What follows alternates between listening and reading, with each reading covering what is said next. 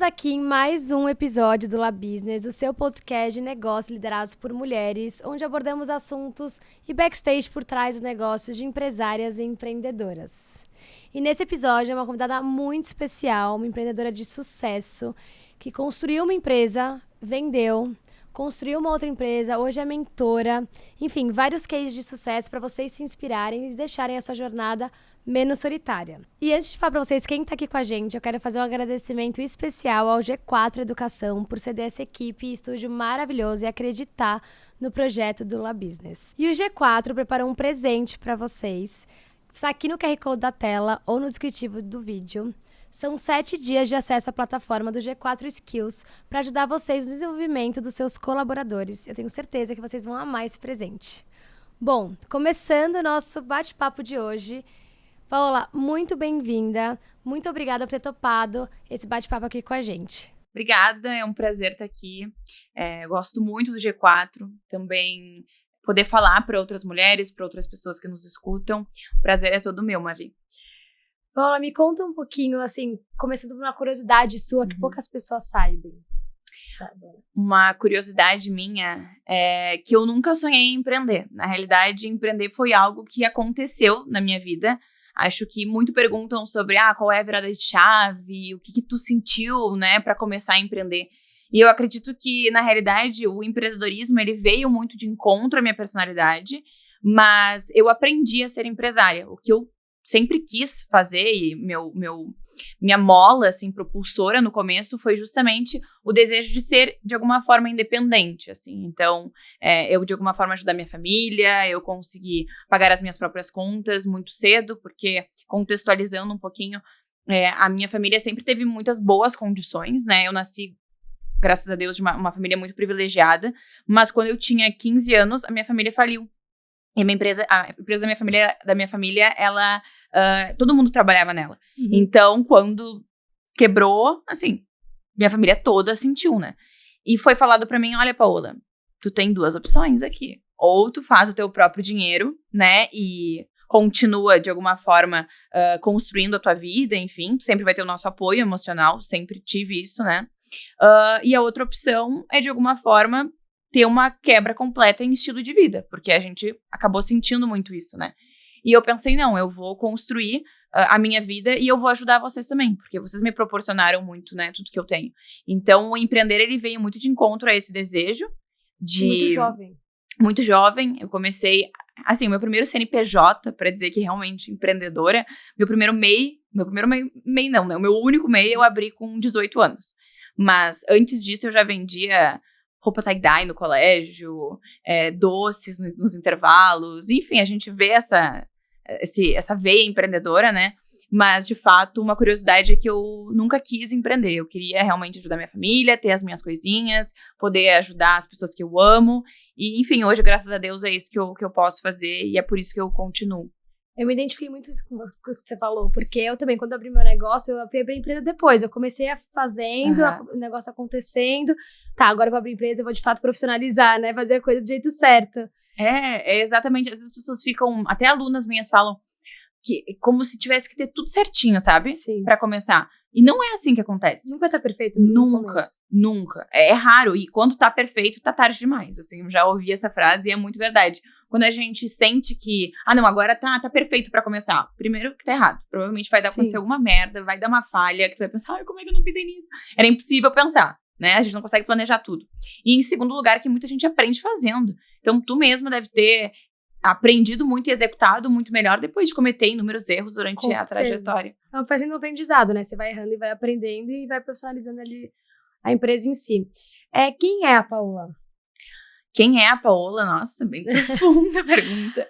Assim, na parte pessoal mesmo. Tá. Fora dos negócios. A Paola, hoje, assim, depois de muito tempo de terapia, eu acredito, né? Eu era uma menina muito doce, muito sensível. Sou canceriana, acredito muito em astrologia. Então, eu sempre fui muito vinculada às minhas emoções, muito vinculada à família, aos meus amigos, muito carinhosa. E como líder, né? Isso, por um tempo, eu acreditei que era um defeito.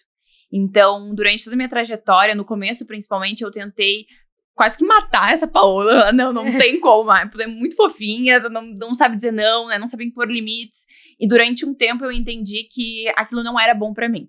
E eu aprendi a colocar limites, aprendi a me impor, aprendi a ser boa sim, mas também ser boa é saber dizer não, né, e colocar limites nas pessoas e em si, mas principalmente eu acredito que esse tempo ele fez eu construir uma personalidade onde esse lado mais sentimental e empático fizesse com que eu entendesse as pessoas. Então hoje eu tenho uma linguagem, uma linguagem por exemplo, estamos aqui conversando, né, tu é minha colaboradora, eu consigo perceber em ti se tu tá bem, se tu não tá, se tu quer crescer na empresa, se tu não tá mais afim tanto. Então, de alguma forma, eu acho que esse lado sensível fez eu crescer como líder nesse sentido.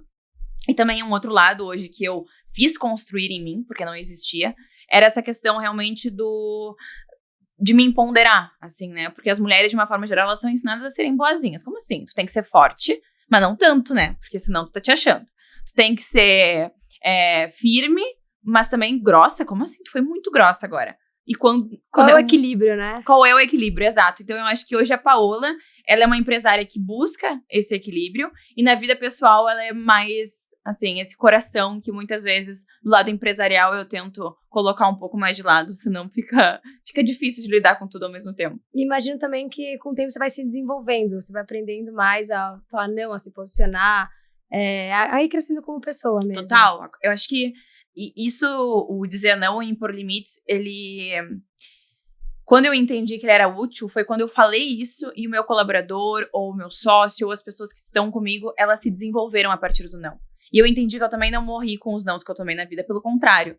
Foram as frustrações que me fizeram crescer tanto.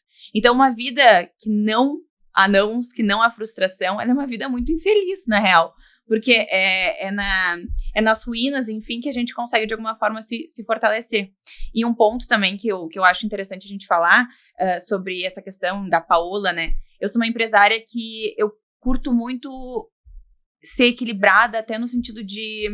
Hoje eu vejo no Instagram, assim, questões mais... A empresária. Aí tem aquele estereótipo de empresária que acorda às 5 horas da manhã, que é uma máquina de produtividade, que não sai, que já tá, enfim, com uma família toda estruturada. Não pode curtir, não pode ter uma vida pessoal. Exato, margarina. Uma regra. Regra, exato. E eu, tipo assim, eu curto um monte de festa, sabe? Meu namorado, ele é DJ também, Sim. Ele é empresário e ele é muito foda e a gente curte festa, eu curto sair, eu curto, sei lá, às vezes ir dormir 5 horas da manhã, eu acordo também às 6 se necessário. Assim, eu acredito que não existe caixa. E eu falo muito isso pra todo mundo, assim. Que quanto mais a gente tenta caber dentro de enfim, de algo que não nos cabe, mais infeliz a gente tá. Ao invés de a gente entender que nós somos seres únicos, empresárias únicas, e que isso faça com que a gente seja forte, de fato, sabe? Sim, não tem o certo, né? Eu acho que é saber suas responsabilidades, entender seus limites e não deixar o hobby de lado também. Você trabalhar, você se permitir viver, permitir fazer o que você gosta também, porque eu acho que é saudável até pro seu negócio. Você depois, você voltar pra empresa no dia seguinte, ou depois no final de semana, de tô pronta pra trabalhar e levar meu negócio em si pra frente. E me conta um pouquinho sobre o Juro de Dedinho. Da onde veio o nome, como surgiu, como foi o lançamento da empresa? É muito doido, porque de novo, a Juro não foi uma coisa muito planejada. Nada na minha vida eu planejei muito, assim. Eu sou muito mais executora do que planejadora. Até conversando um pouquinho aí com quem nos escuta, existem perfis, né? Então, Sim. Às vezes a gente acha que não. Pra ser uma boa empresária, tu tem que planejar tudo do início ao fim. E precisa...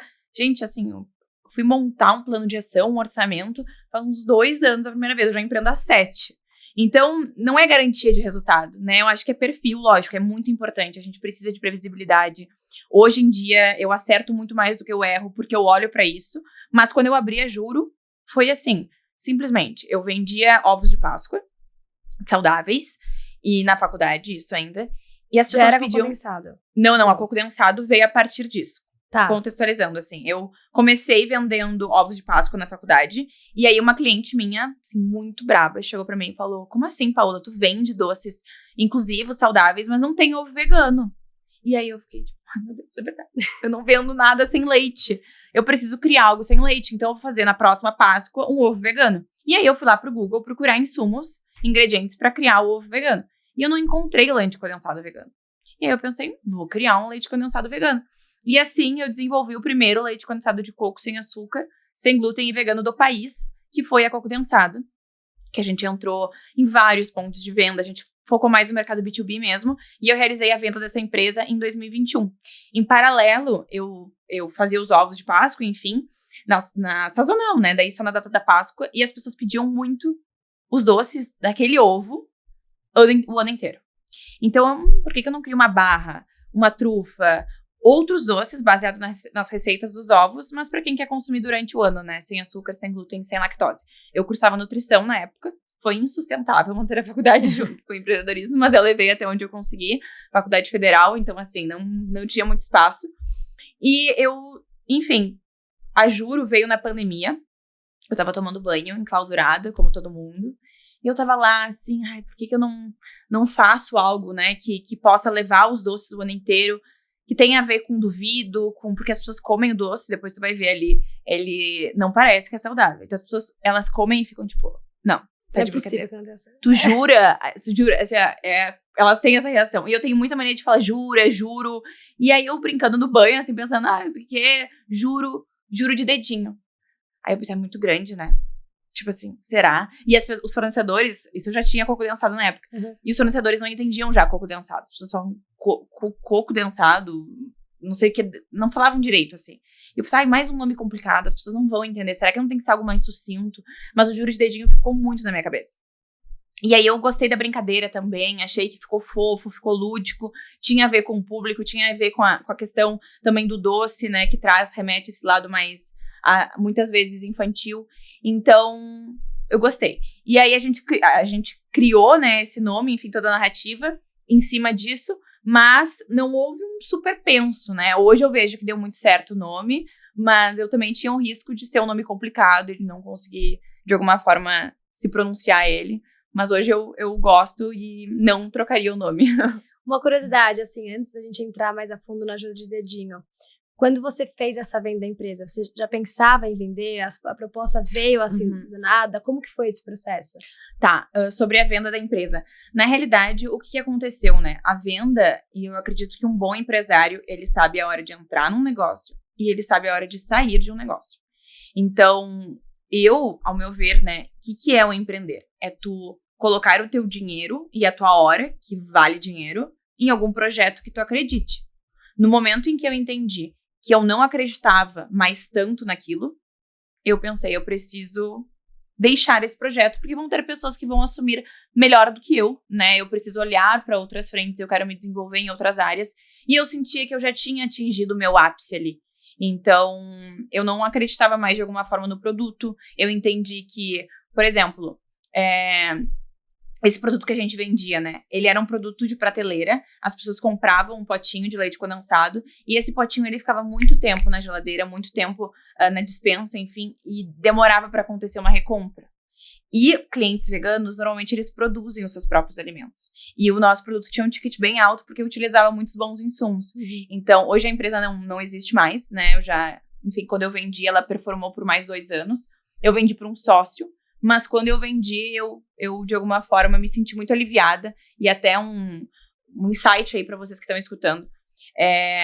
Se não é um sim óbvio, é um não óbvio. Então, não era um sim óbvio para mim continuar na empresa. E aí eu entendi, não, então é um não óbvio, eu preciso colocar minha energia e meu foco onde eu realmente acredito. E foi uma das minhas melhores decisões, assim. O meu foco mudou muito, minha produtividade mudou muito. Porque quando tu bifurca as tuas atenções, tu também bifurca a tua produtividade de alguma forma. Né? Com certeza. Eu acredito que tem muitos empreendedores também que não conseguem desapegar do negócio, né? Fica muito preso. Mas eu construí, mas eu amo essa empresa, não consegue se desfazer. E é difícil você, de fato, entender que não faz mais parte daquele seu momento, né? Como empresária. Não, eu acho que realmente é melhor eu vender. Então, você tinha um sócio na condensado e hoje você é sozinha na Juro de Dedinho. Não, até só voltando um ponto que eu acho que é bem legal de falar. Empreender, muitas vezes, nos casos que às vezes vem até mim, ou enfim, eu troco ideia, parece que às vezes se torna um cabo de guerra, sabe? Como se a pessoa tá machucando ali e tu não quer soltar. Só que soltar é saudável também. Sim. Tu saber soltar a corda, tu saber... E não é desistir. Assim, quando eu vendi, eu fui muito criticada também. Porque era um projeto que já faturava muito bem. A gente tava em vários pontos de venda, principais pontos de venda. Só que eu não era feliz. E eu acho que a questão é que esse é meu drive, assim. O meu drive, né? Porque o meu sucesso é diferente do teu, provavelmente. Sim. Mas o meu drive é ser feliz. Pra mim, ter sucesso é ser feliz no processo. Porque não tenho que chegar lá. Então, eu não tava sendo feliz e eu decidi, vou abrir mão. Mas respondendo a tua pergunta, tem um sócio na Juro de Dedinho também. Então, hoje, a gente somos uma dupla de sócios, a gente se dá super bem e faz a Juro crescer. Ele entrou depois de 1 ano e meio da Juro. Então, eu abri ela sozinha, né? Era muito o que eu queria, assim. Eu queria experimentar todas as áreas da empresa, eu queria me vivenciar naquilo, eu queria ter a certeza que eu dominava tudo o que eu precisava. E aí, essa pessoa, ela entrou pra complementar. Pá, qual foi a parte mais desafiadora de empreender sozinha antes da entrada de um sócio? A parte mais difícil é o não ter com quem dividir. Eu acho que existem muitos momentos na nossa jornada empreendedora onde a gente se questiona qual é a melhor decisão, qual é o melhor caminho, pra onde a gente vai. E é tão bom ter com quem dividir, assim. Então, esse foi o meu maior desafio. Foi realmente me sentir sozinha, né? Que é uma queixa de muitas empreendedoras, de muitos empresários. E foi, de fato, a parte mais difícil. E aí, como foi a decisão de preciso de um sócio nesse momento? O que você buscou nessa sociedade? Tá, o que acontece? Eu identifiquei que eu identifiquei no que eu era boa. Eu acho que isso é um ponto importante. Vocês, como empresárias, por muito tempo vão fazer tudo que é necessário fazer. Então, a gente vai tapar buraco, a gente vai ser desde o atendimento até o financeiro, fazer a gestão, fazer o RH de 2 pessoas se for. Mas, assim, a gente vai fazer de tudo. Só que chega uma hora em que tu identifica, não, eu sou boa nisso. E eu sou boa em relacionamento, em venda, em marketing. Eu sou boa da porta pra fora. E eu sou boa em voltar pra lá e servir como uma inspiração, mas fazer sempre a mesma coisa, processual, olhar muito pra assim, não, entendeu? E aí a divisão foi, meu sócio fica da porta pra dentro. Lógico, gente, assim, eu ainda me envolvo muito em tudo. Porque nós hoje temos 35 colaboradores, mas a gente ainda não tem uma estrutura de empresa com setores gigantes, né? Então, hoje a gente tem a meta de terminar o ano faturando 3 milhões, mas ainda é uma empresa pequena. Sim. Né? Pro contexto que existe no Brasil. Então, ainda eu preciso colocar muito a mão na massa. Tenho a liberdade de ir e vir, que era o acordo que a gente tinha, né? De não precisar estar fisicamente na empresa. Mas o ponto principal era esse, né? Tu vai entrar muito pra ficar com os meus olhos de sócio, dentro da empresa, com esse cuidado. Ele é muito também bom em processos, em números. E eu fico da porta pra fora, vendendo, falando, levando a Juro pro mundo. Que é o que eu amo fazer e é o que eu melhor faço também. Legal, você identificou de fato o que você gosta, o que é melhor pra empresa em si. E aí você trouxe uma pessoa mais especializada numa outra área né, pra dar aquela ajuda. Exatamente. E teve algum erro no primeiro negócio que você corrigiu no segundo? Que você queria fazer de uma forma diferente? Muitos. A primeira empresa, ela era muito centralizada. Então, eu tinha muita dificuldade de delegar. E eu abri a Juro de Dedinho pensando, eu vou delegar. Eu não quero centralizar. Eu não quero ser a funcionária do meu negócio. Eu quero ser a empresária. Eu quero ter liberdade. De novo, voltando pro meu drive. Eu quero ser feliz durante aquele processo. E eu tive um burnout com 20 anos. Que foi, assim, muito, muito, muito ruim, né? Lógico, o burnout é muito ruim. Mas, na época, minha mãe, ela... Assim que eu abri a Coco Densado, na mesma semana, minha mãe foi diagnosticada com câncer. Então, eu precisei, assim... me refazer muito como Paola. Emocionalmente. Lidar com a empresa. Lidar com o tratamento dela. E ali, de alguma forma, me sobrecarregou muito. E eu pensei, ok, agora eu preciso fazer isso, né? Porque a empresa depende muito de mim. Mas eu quero que se... Por exemplo, eu queria ter um filho em algum momento, eu quero me dedicar pra isso. Eu queria ter me dedicado somente à minha mãe, se eu pudesse. E eu tenho uma equipe apta pra cuidar da Juro, ou pra cuidar da Coco na época, pra que eu pudesse focar nas minhas questões pessoais também, né? Então, hoje eu entendo que esse foi um erro. A gente centralizou demais, eu mexia a panela, eu envasava tudo, eu botava no autoclave, tinha várias cicatrizes de queimadura de água, porque a gente lidava com isso diariamente, a gente produzia, né, de madrugada, porque eu estudava durante o dia, acompanhava minha mãe no médico e só tinha tempo de produção de noite. Então, foram anos muito desafiadores. E eu sempre digo assim, né, também, que empurrar a pedra, assim, imagina uma pedra bem grande. A gente tirar ela do lugar é muito difícil, a gente tem que botar muito esforço. Mas continuar empurrando ela é um pouco mais tranquilo. Então, o começo, ele é muito desafiador. E é onde mais a gente desiste, porque são muitos desafios para lidar. E aí, o problema é que essas empreendedoras que nos assistem, provavelmente, elas se comparam com o Instagram. E elas olham para aqueles stories e pensam... O resultado. Deus, o resultado. E o palco das pessoas. E essa pessoa... Aí tu me escuta aqui, essa guria... Ai, meu Deus, mas eu queria também... Sim, mas tu viu onde eu me fudi, literalmente? Tipo assim, há muito tempo... Há pouquinho tempo atrás, né? 3, 4 anos eu enfrentava desafios muito similares. E hoje enfrento muitos desafios também, mas com proporções diferentes. Então, essa questão de delegar é imprescindível, que não que vocês precisem delegar sem caixa para isso, mas que precisa existir uma organização para que haja um planejamento para se descentralizar a empresa de ti. Acho que esse é um ponto bem importante. Até para você crescer a empresa, né? Pra você crescer a empresa, você precisa de mais colaboradores, você precisa aprender a delegar e focar em outros processos e delegando os passados. Para crescer, a gente precisa. Total. Bem como tu falou. E então, o ponto de delegar é importante. Escolha de sócios também é importante. Então, tu escolher quem vai estar ao teu lado, assim. Tem uma frase que eu gosto muito, que é... a guerra, ela importa, né? Ela é difícil. Mas quem tá do lado da trincheira ali faz a guerra se tornar mais fácil. Batalhas, sim. Exatamente. Então, vão ter batalhas. Mas quem vai estar do teu lado? Isso não é só sócio, né? Quem tá dentro da tua casa, quem te apoia, quem são os teus amigos, a ambiência, onde tu frequenta, com quem tu tá. Então, esse networking, essa escolher também de forma consciente quem estar perto é bem, bem importante. Então, a Coco Densado me ensinou bastante sobre esses pontos, assim. E aí, quando você inaugurou a Juro de Dedinho, ela era uma marca 100% online? E aí, depois você fez a migração pro físico? Era uma ghost kitchen. Tipo assim, uma cozinha...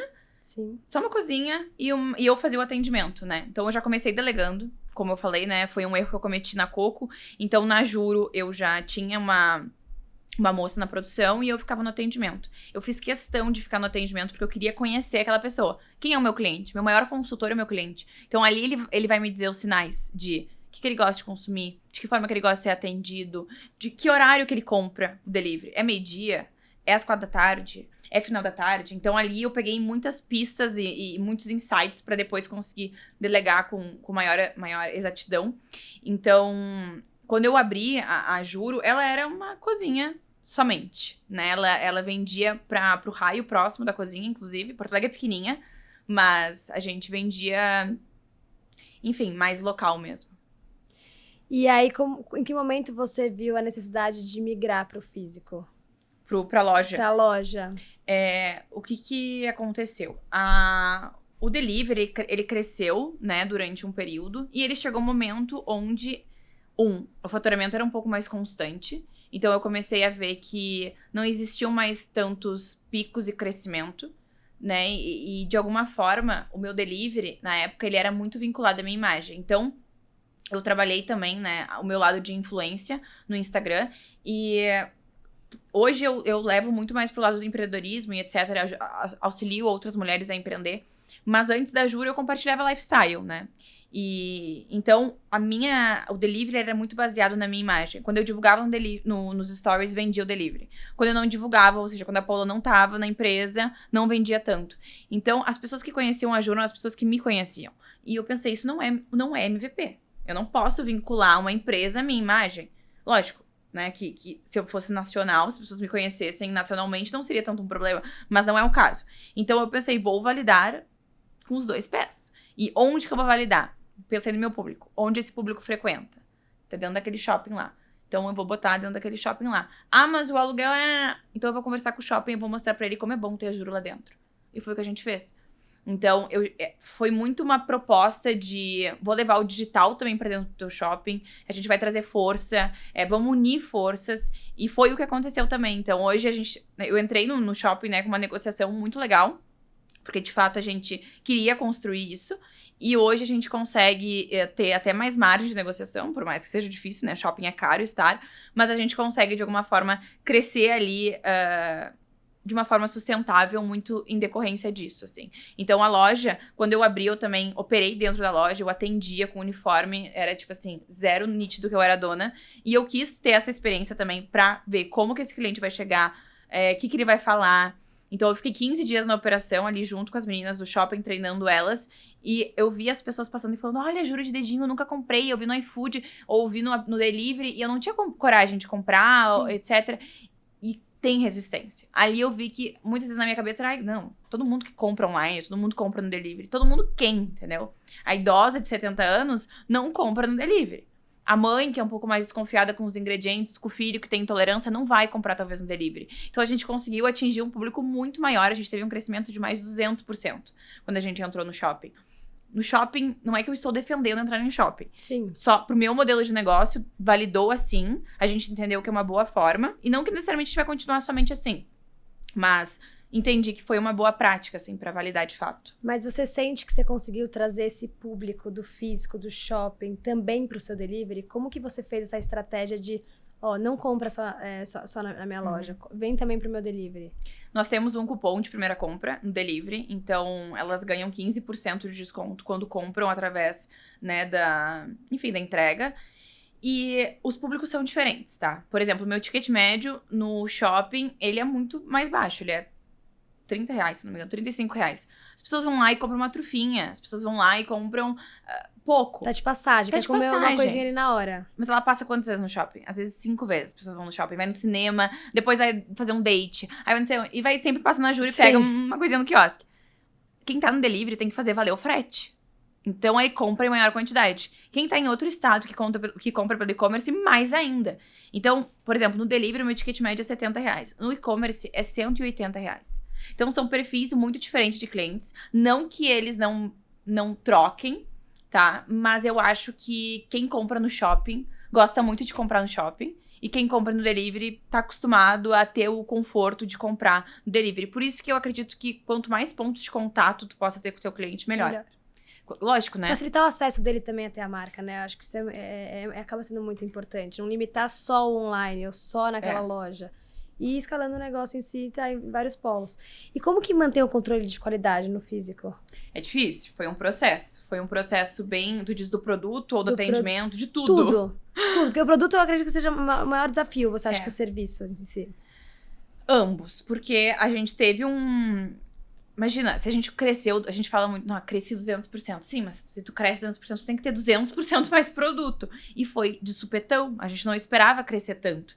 Então, a minha fábrica era a mesma, a quantidade de pessoas na cozinha era a mesma. E, assim, é como se eu tivesse que triplicar a quantidade que eu vendo, né? E isso que eu no começo eu não conseguia atender a demanda. Por muito tempo o quiosque ficava vazio. Tinham horários que as pessoas compravam tudo. Porque, por exemplo, tu vai numa loja, tu vai comprar um blazer. Tu não vai comprar 10 blazers. Mas o meu cliente, ele vai na loja e às vezes ele não quer só uma trufa. Ele vai comprar 10 trufas porque ele quer te dar de presente ou porque ele sabe que às vezes pode esgotar. Então a previsibilidade é um pouco menor. Tu não tem como calcular o desejo do cliente de comprar talvez 30 chocolates, né? Quando a gente tem roupa é um pouco mais certeiro. Ou quando a gente tem algum produto que a gente consegue calcular um pouco mais o quanto que a pessoa vai consumir. Então esse desafio, ele existiu da qualidade. Então manter a qualidade contratando mais pessoas na produção, então tinha que treinar as pessoas e tinha que abraçar a demanda do consumidor. E as pessoas chegavam pra mim e falavam, tá, mas tu não tá feliz que tá esgotando tudo? Eu falo, tô, mas ao mesmo tempo eu tô desesperada. Porque os clientes não sei o que fazer. Exato, eu queria chorar, sabe? Porque o cliente chegava lá, como assim não tem a trufa que vocês estão divulgando no Instagram? Mas como é que tu explicar que o cliente que acabou de ir lá comprou 20? Tipo, o cliente não quer saber o que tá acontecendo por trás. Saber. Ele quer a trufa. Sim. E ele tem razão. Então, assim, no começo, teve essa questão até a gente pegar a quantidade mesmo, os pedidos, um padrão, né? A gente teve que ir errando. E foi o que eu te falei. Não tinha como saber.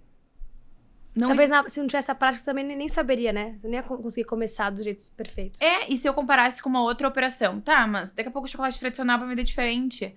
A loja ali da frente vai vender diferente. Uma coisa que eu fiz foi... Eu fui pro Iguatemi, que é onde a gente tem a loja, e eu fiquei sentada no banco, assim, literalmente, na frente do quiosque, contando quantas pessoas passavam em frente ao ponto que eu ia abrir, pra ver como que era o perfil e pra ver qual seria o fluxo.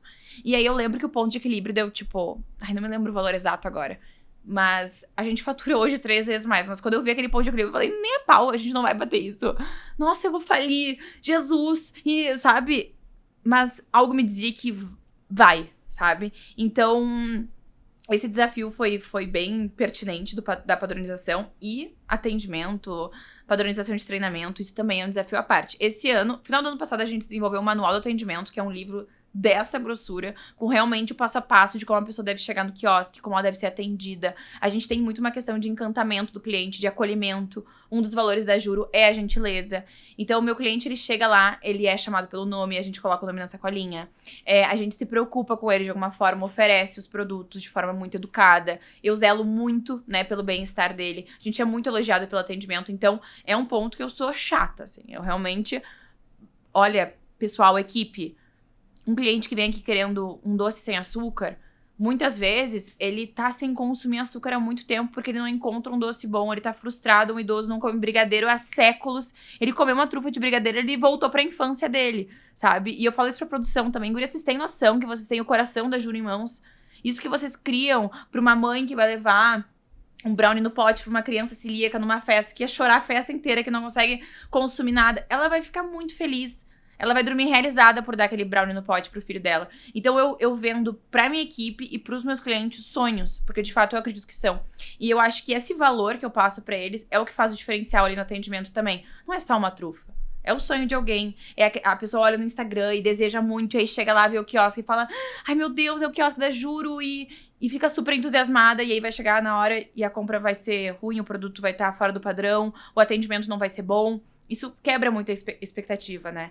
E é difícil trazer o cliente depois de novo também, Total. Né? Então, todos os detalhes do processo, da compra, da embalagem, do gosto do produto, tudo isso faz a diferença. Então, você tá ali acertando tanto no produto, por que não acertar também no serviço?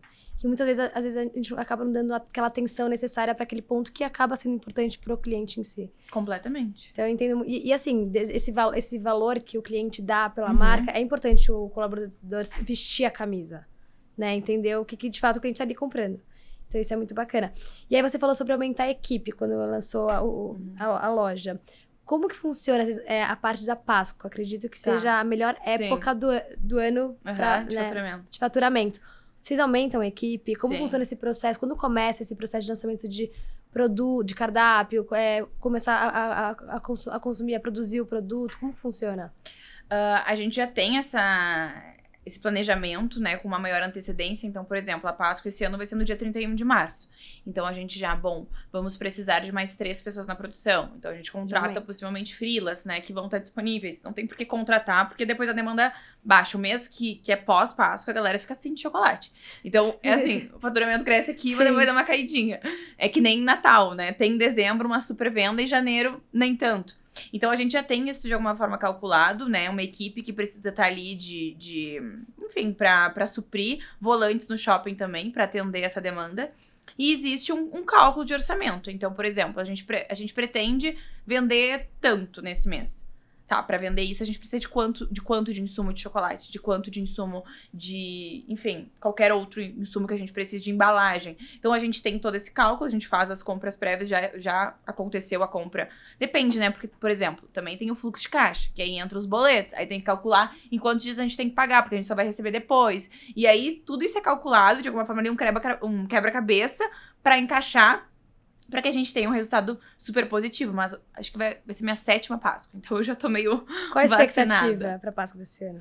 A expectativa desse ano é a gente faturar em torno de 350 a 400 mil neste mês de Páscoa. Só de ovo de colher, a gente quer vender mais de 500 ovos de colher. Tem ainda as caças recheadas, tem as sobremesas de 1 quilo. A gente lançou um ovo de Páscoa, que é o Juruí, que é o doce, aquele hypado da internet na versão saudável. Então, um creme de chocolate branco com framboesa e ganache de chocolate preto. Então, assim, maravilhoso. Vai ter uma sobremesa também de s'mores, que é o doce que tá aqui pra ti. Tu gosta de s'mores? Amo. Então eu acertei. Que ótimo. Tem uma versão de 1 quilo, que é com doce de leite, merengue, assim, nossa, é maravilhoso. E todos esses produtos, né, os nossos SKUs, contemplando com os produtos também do quiosque, a gente tem essa visão de faturamento no mês. Mas, principalmente, meu principal objetivo é conseguir entregar não faltar produto, assim, é isso que eu quero. Mas tem gente que acha legal faltar, eu fico desesperada. Então, minha meta é não faltar produto no quiosque, a gente conseguir de alguma forma suprir a demanda que vai existir. Porque Páscoa passada, eu acho que eu deixei de vender, foi uns 150, 200 ovos, só por não conseguir atender a demanda. E aí você já aumenta a demanda pro ano seguinte. Isso, daí eu já calculo, bom, tivemos isso aqui de projeção, de crescimento, vamos calcular que essa Páscoa também vai performar assim. E em que momento você decidiu se tornar mentora? Junto com a Juros de Dedinho. Eu documentei toda a abertura da Juros de Dedinho. Então, quando eu abri ela, eu empreendi há 3 anos, mas já tem vídeos meus no YouTube contando como que foi essa abertura. Então, eu entendi que muitos erros que eu vivi no começo poderiam ter sido evitados se eu tivesse trocado ideia com uma empresária, se eu tivesse, de alguma forma, sentado por 1 hora, nem que fosse, com uma empresária que me trouxesse insights. Foram erros bobos que me fizeram, muitas vezes, ter prejuízo de 100, 200, 300 mil reais.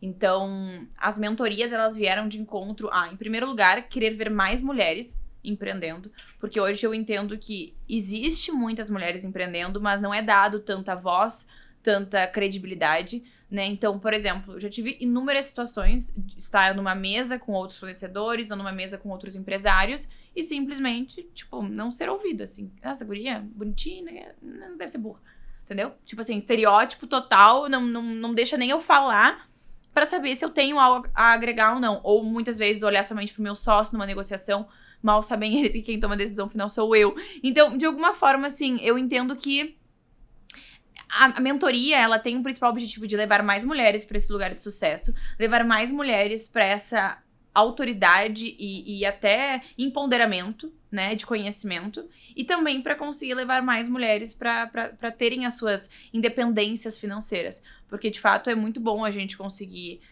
ter uma rede de apoio, né, a gente, enfim. Mas é muito bom também a gente ter o nosso próprio dinheiro, poder tomar as nossas próprias decisões e não depender de alguma forma de terceiros, né. E é legal que a mentoria você facilita um processo também, às vezes, para quem tá começando, né? Não errar em pontos ali que você errou e acelerar a pessoa a crescer o negócio em si.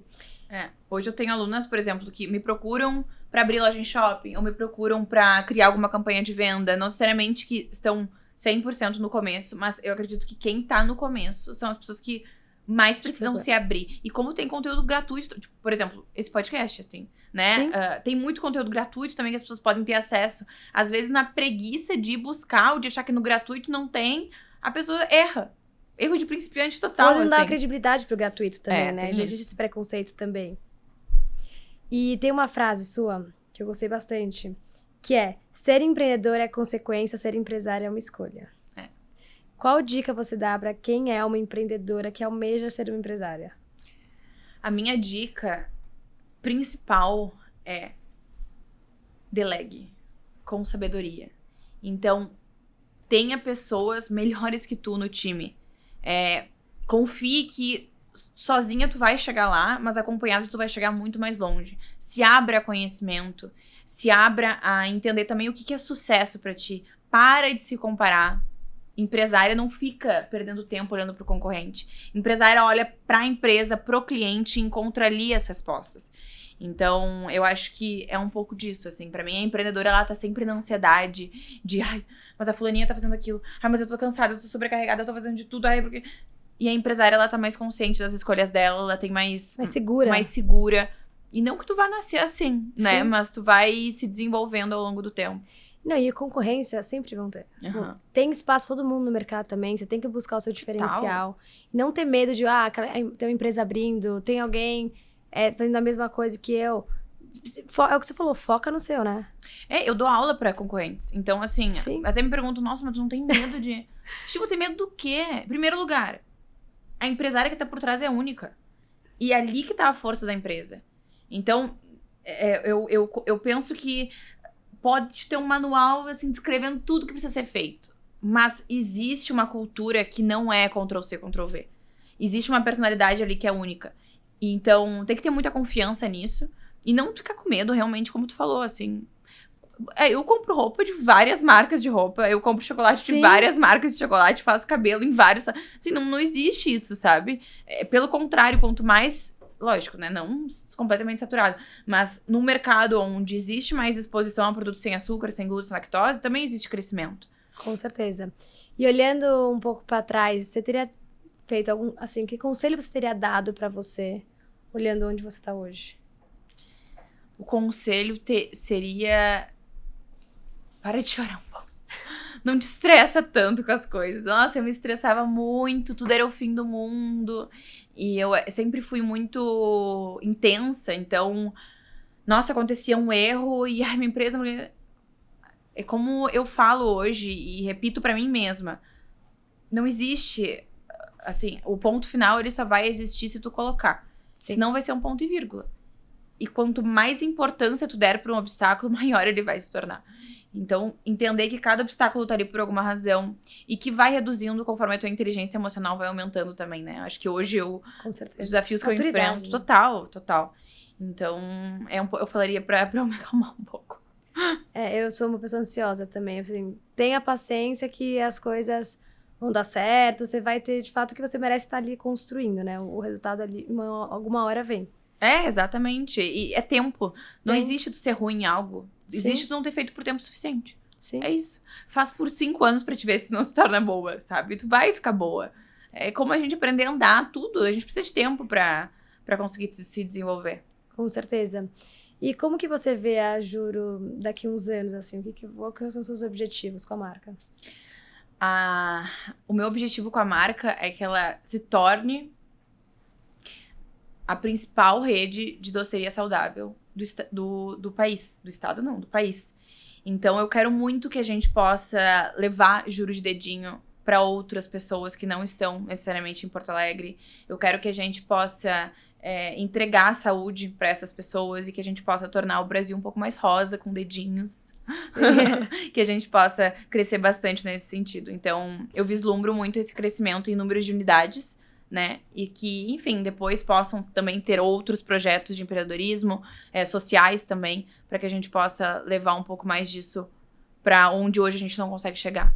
Desde quando você começou com a empresa, eu sinto um movimento grande do mercado, uma mudança grande nesse lado saudável, das pessoas buscando mais por ingredientes mais saudáveis, por um estilo de vida mais saudável. O que você sente de mudança desde quando você abriu a marca para os dias de hoje?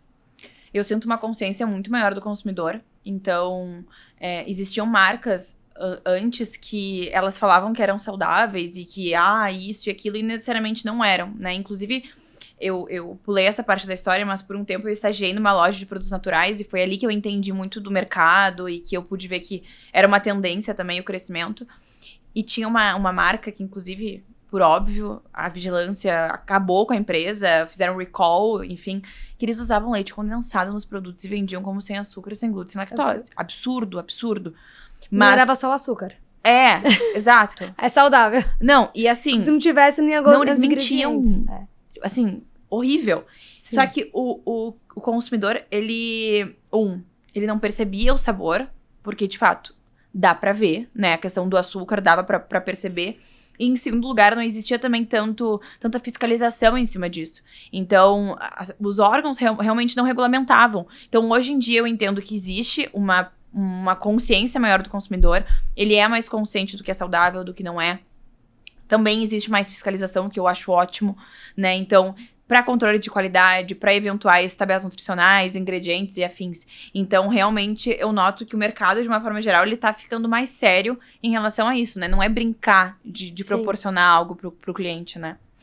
E eu acredito que o seu maior mercado é o feminino, né? Uhum. Como que educa o público feminino e principalmente o masculino que tem um certo preconceito do saudável? De, não vai ter gosto, eu não vou gostar, o doce com açúcar é melhor. Como que você educa esse consumidor para trazer até a marca?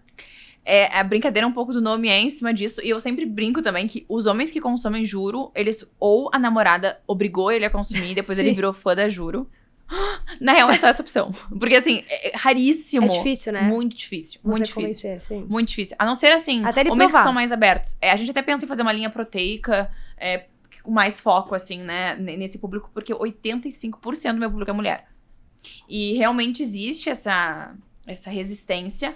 Então, a gente faz algumas degustações no quiosque, a gente deixa disponibilizado ali alguns doces pro pessoal experimentar e etc. E a gente faz muita campanha com influenciador também. Então, de alguma forma, existirem pessoas provando, experimentando, e os reacts que tem no Instagram da marca são justamente experimentando. Então, quando eu brifo, assim, quando eu falo nos stories também, sempre comendo pra mostrar a reação que a pessoa tem, porque é muito verídica. A Juro, eu sempre brinco, basta uma vez experimentar que tá tudo certo. Já virou cliente. Já virou cliente.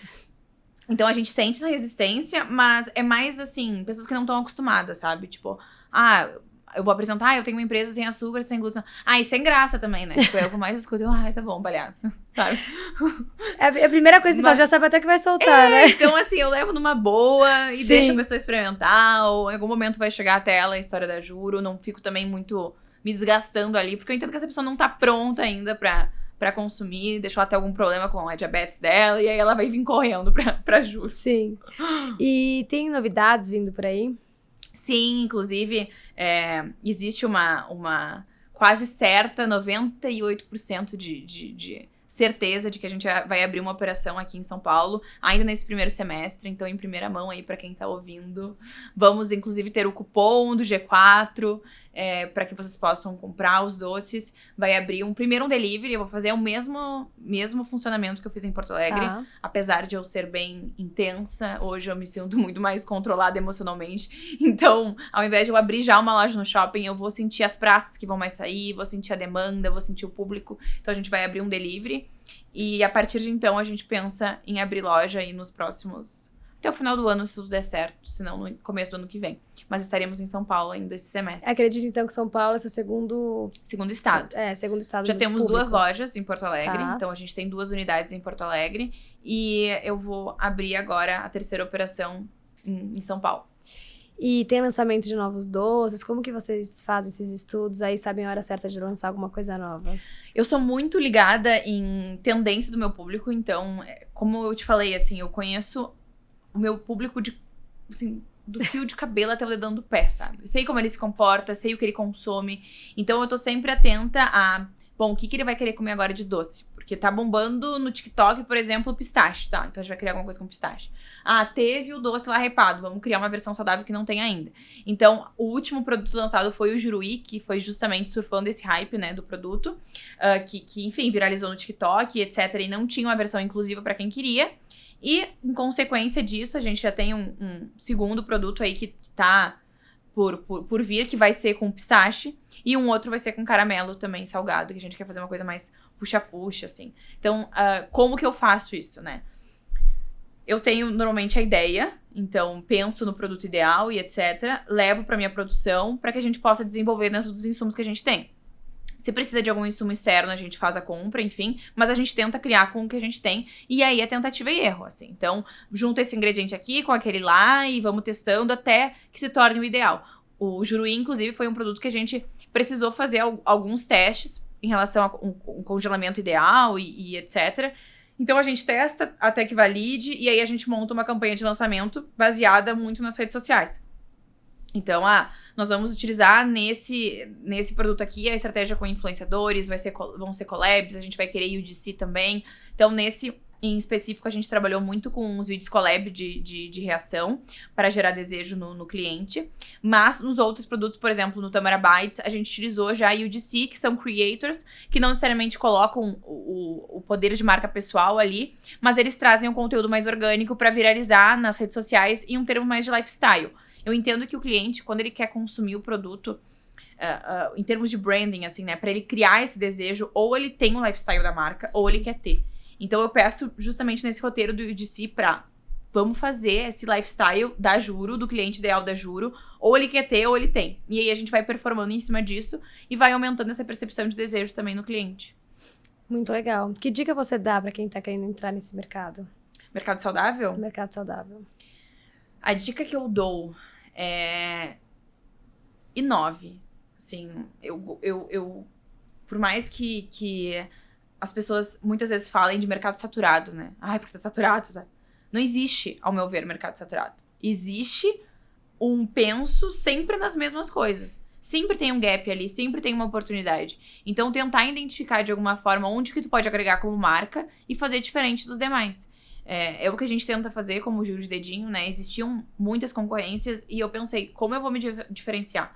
Vou pegar um público cool, que não tá necessariamente na grife, que não quer gastar um carro num doce, mas que também quer investir um pouco mais, quer ter qualidade. Eu vou ter vários tickets de produto, eu vou ter embalagens legais, coloridas. Então, enfim, eu acho que inovação é bem importante. E sair um pouco da bolha. Então, tu quer se inspirar, tu quer consumir conteúdo, sai um pouco da concorrência.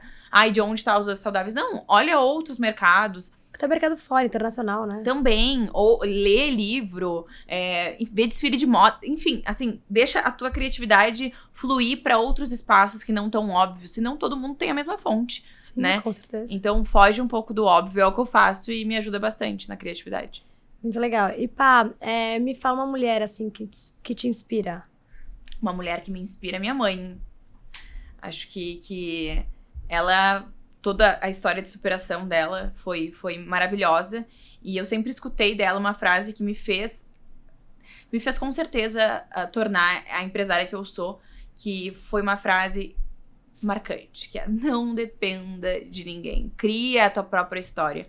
Né? Minha mãe, minha família, minha avó, eu fui a primeira mulher a declarar imposto de renda na minha família, e todas elas, de alguma forma, elas dependeram financeiramente de outras pessoas da família. E aqui, assim, eu nem falo muito de levantar bandeira, disso, daquilo, eu não gosto muito disso. O que eu entendo é que existiu, sim, essa história na minha família, que foi muito prejudicial pra elas, e que elas precisaram calar muito e viver muitas situações por não terem as próprias condições de saírem daqueles espaços. Então, eu fui criada muito com essa narrativa, assim, que eu precisava construir a minha história. E, de fato, hoje, eu consigo fazer isso, né? Proporcionar pra elas também o mesmo. E, então, a minha mãe é uma pessoa que me inspira demais, que eu amo muito. E que viveu comigo ali, né? Aquela questão da doença e etc. Foi um super combustível pra eu conseguir continuar a empresa, mesmo vendo ela passar por aquilo, pra que ela pudesse se orgulhar de mim e ver, enfim, o decorrer da história. E hoje, graças a Deus, ela vai no quiosque, ela compra, ela tá maravilhosa, cabelão gigante, Sim. Não tá mais careca, graças a Deus, tá perfeita, com saúde. Então, ela me ajudou demais, assim, no suporte, no apoio, no acolhimento. Então, Acho que é muito importante esse apoio, né, familiar e das pessoas que estão em volta de você. Precisa. Porque é o que a gente conversou, é um caminho solitário, mesmo com, às vezes, uma certa sociedade. E é muito desafiador, né? Precisando de pessoas, às vezes, ali te incentivando. Apesar de você acreditar na sua história, é importante Total. ter Tem que pessoas ter. ali O te meu namorado, apoiando. assim, ele é super consultor. A gente troca muita ideia, sabe? A gente discute muito os pontos. E isso é importantíssimo. E se não é dentro da tua casa, assim, por exemplo, minha família não me incentiva, vamos supor. Cara, trabalha pra sair da tua casa o quanto antes e cuida quem vai dividir o espaço contigo. Às vezes tu sai do ambiente tóxico familiar e vai pro ambiente tóxico dentro de casa. Então, lógico, a gente repete padrão, então terapia é muito bom pra isso. Mas, de fato, cuidar um pouco, né, dessa questão. Porque, enfim, eu tive essa sorte de ter pessoas da minha família que me acolhessem, que me apoiassem emocionalmente, mas eu sei que é um privilégio, né? Não é todo mundo que vive isso.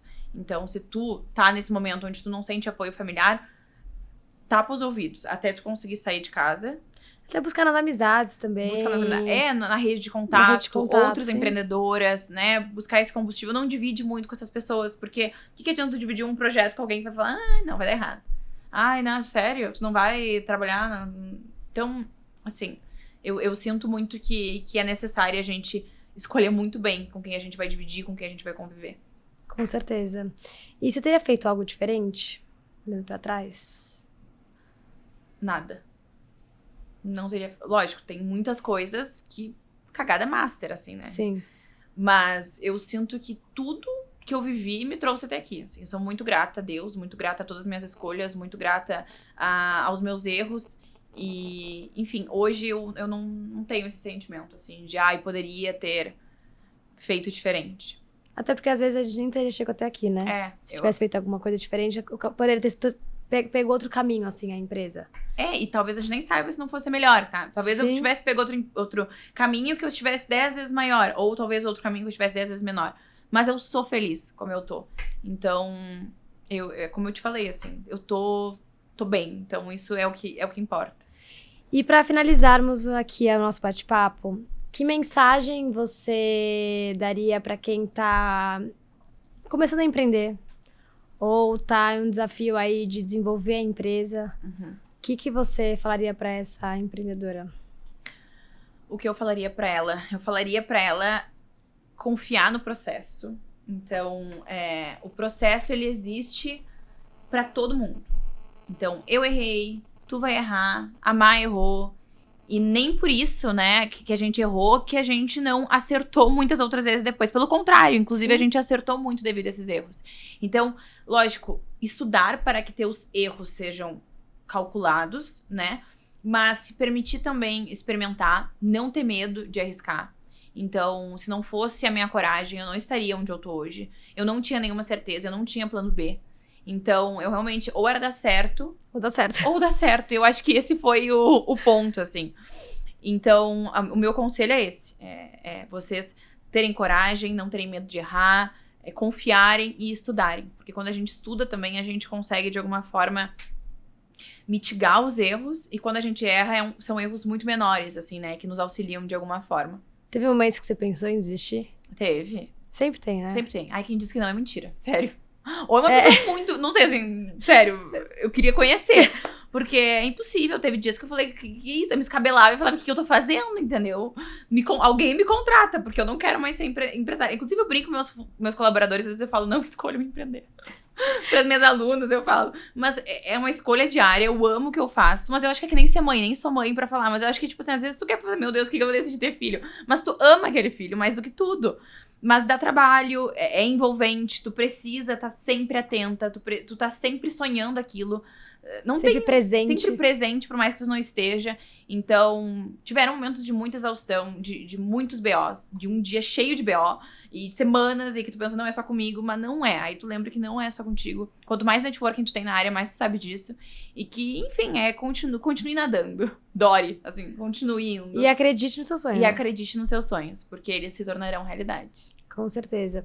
E deixa o Instagram da Ju de Dedinho, o seu Instagram aqui para as pessoas seguirem, sobre a mentoria também. Perfeito. Meu Instagram é @pa.parmigiani. Então lá vocês encontram outras dicas de empreendedorismo, vocês encontram também conteúdos sobre as minhas empresas. O @da Juro é Eu Juro de Dedinho, já tem cupom disponível para vocês no e-commerce, que é Vim pelo G4. Então vocês já podem consumir com 10% de desconto os produtos da Juro, enquanto ainda não está mais pertinho de vocês. E quero muito agradecer essa oportunidade incrível, mas de verdade. Eu que agradeço. Foi um prazer conversar contigo, é um prazer conversar com vocês. Espero que de alguma forma tenha sido inspirador para que vocês possam seguir nessa trajetória crescendo cada vez mais. Muito obrigada por esse bate-papo e espero que vocês tenham gostado.